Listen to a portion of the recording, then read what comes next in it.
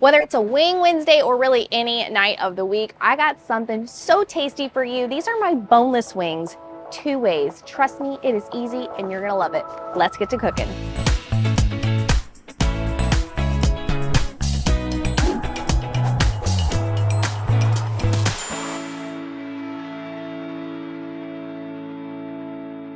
Let's talk about the chicken. Here I have pre-cubed chicken breast, store-bought. Trust me, this will save you so much time. And then we're gonna just a little basting with it. And all I'm using is some store-bought buttermilk. I'm gonna add a little bit of buttermilk here to the bowl. Why I like to use the buttermilk over traditional milk or even egg for that matter is for me, well, first off, we've used buttermilk in my family cooking some fried chicken for decades. But it adds a creaminess to your chicken. It also adds for a better crust, in my opinion. You don't want your boneless chicken to be dry, and this really helps with that. You could, of course, prep this hours ahead of time, but right now, we're on the fly today, baby.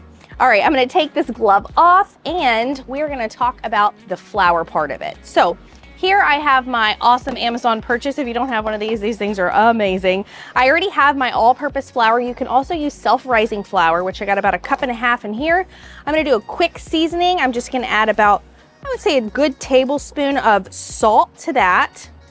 A little bit of black pepper, probably about a good teaspoon in there. Now, of course, this is gonna change depending on how much chicken you are cooking. And then you gotta have the smoked paprika. Trust me, it is a game changer. I probably add about a good, I'd say, tablespoon in here. If you can't see the actual color change in the flour, let that kind of be a guide for you because you're gonna know, okay, it's time to add more. I'm gonna just mix this up real good here. And then, gosh, I love this thing so much. Put that in. I'm gonna do a new glove because it is time to add the chicken to this awesome contraption. And of course, if you don't have this nifty little shaker, you can use a couple of dredging stations, one dredging station, one flour bowl. That works just the same. I've done that forever and ever until this neat little nifty thing. You don't want to overfill your bowl, your dredging station, because then all the pieces aren't gonna get evenly floured and coated. So this is looking about good to me here. Maybe a couple more. Actually, might as well just shake them all up, right? Okay, that looks great. Now, the fun part, make sure your lid's on real good. I've had some disastrous moments with this thing when the lid's not on all the way. Of course, this tip is from Bruce the Alligator Man. Shout out to you, man, because he got me on this train, and he says it's all in the hips.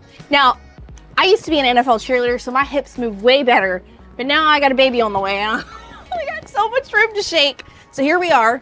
Shake it real good. What we're looking for is coating on all sides of the chicken. Shake it real good. That's probably about good. Let's check it out.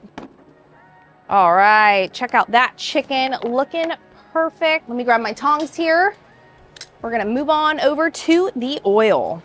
In here, we preheated peanut oil. I really like peanut oil. It's a little healthier, a little lower in cholesterol, and in my opinion, it just fries a lot better. Gives me a better, crispier texture. What's really important is that you're not going to overfill your cast iron. What happens is the oil starts to lower in temperature as you're putting that cold chicken inside. So really just pay attention to that. And of course, you want everything evenly cooked, right? So what we're looking for is about 3 to 4 minutes on each side. You want to look for that golden, crispy texture. And another little key note, a secret that my grandmother taught me is once you see those bubbles start to kind of guide away from the meat, that means your chicken or your pork or whatever you're cooking is about done. Chicken's looking great. Earlier I said about 3 to 4 minutes, but I would honestly say this probably took about 10 to 12 minutes total for these chicken nuggies to cook. We're gonna pull them onto a paper plate with paper towels just to drain that excess oil off. And now we gotta start talking about the sauces. Like I said, 2 different sauces. We've got a buffalo and then an Asian inspired sauce. We're gonna start with the Asian inspired sauce. Gotta have that Mae Ploy, that sweet chili sauce. Probably about a good 1/4 cup or 1/2 cup, depending on how much you're making. And then we gotta add the Bachan's Yuzu sauce. This is one of my favorite sauces from them. The 2 sauces of these, by the way, you're going to do the same amount of both sauces. The 2 of these combined are truly magnificent. They just add such an amazing flavor. This kind of reminds me of Buffalo Wild Wings back in the day. They had this special Asian sauce, and yeah, this is kind of inspired from that. All right, that's how quick it is. And then we're gonna add a little bit of your favorite buffalo sauce to a bowl. And at the end of the day, you're just tossing these bad boys. With the chicken, I'm gonna do half and half of each. So I'm just gonna drop in however many you want per sauce here.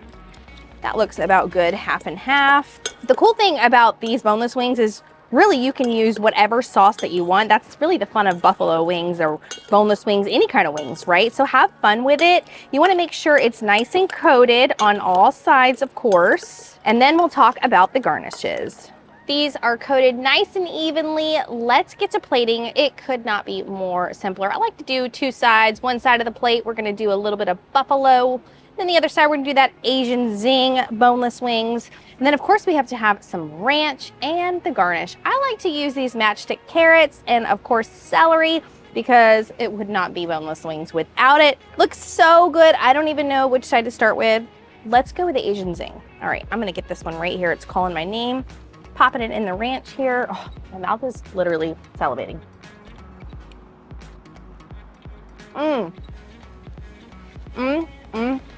Y'all. So good. I gotta try the other one. Okay. Way better than going to a restaurant. I saved so much money doing this from home. This is for anybody, y'all. Really, anybody. So good, y'all. I cannot tell you how easy this was. Super simple, most importantly, so delicious. Whether it's, like I said, a random Wing Wednesday or a random night of the week, football, I mean, you name it. This is the perfect appetizer or even meal for you. Trust me, you are going to love it.